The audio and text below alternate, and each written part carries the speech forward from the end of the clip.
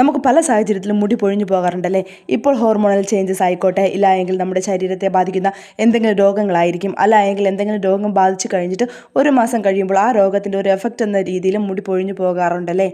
അല്ല എങ്കിൽ നമ്മുടെ മുടിയെ ബാധിക്കുന്ന ചില ഇനം രോഗങ്ങൾ ഇപ്പോൾ തലയോട്ടിൽ വരുന്ന സ്കാൽപ്പ് ഡെർമറ്റൈറ്റീസ് ഉണ്ട്, സെബോറിക് ഡെർമറ്റൈറ്റീസ് ഉണ്ട്, താരൻ പോലുള്ള കണ്ടീഷൻസ് ഉണ്ട്. ഇതിൻ്റെ ഭാഗമായിട്ട് മുടി പൊഴിഞ്ഞു പോകാറുണ്ട്.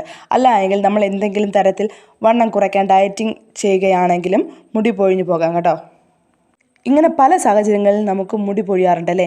എന്നാൽ ഈ സാഹചര്യത്തിൽ നിന്നും എല്ലാം റിക്കവറായിട്ട് മുടി പെട്ടെന്ന് വളർന്നാൽ മാത്രമേ നമുക്ക് മുടി പൊഴിച്ചിൽ മാറി തലയിൽ മുടി പഴയ അവസ്ഥയിൽ എത്തുവാൻ വേണ്ടിയിട്ട് കഴിയുകയുള്ളൂ. എന്നാൽ നമുക്ക് മുടി പോകുന്നത്ര സ്പീഡിൽ മുടി തിരിച്ച് വളർന്നു വന്നില്ല എങ്കിൽ പലപ്പോഴും തലയിൽ മുടിയുടെ ഉള്ളു കുറഞ്ഞു വരാം കേട്ടോ.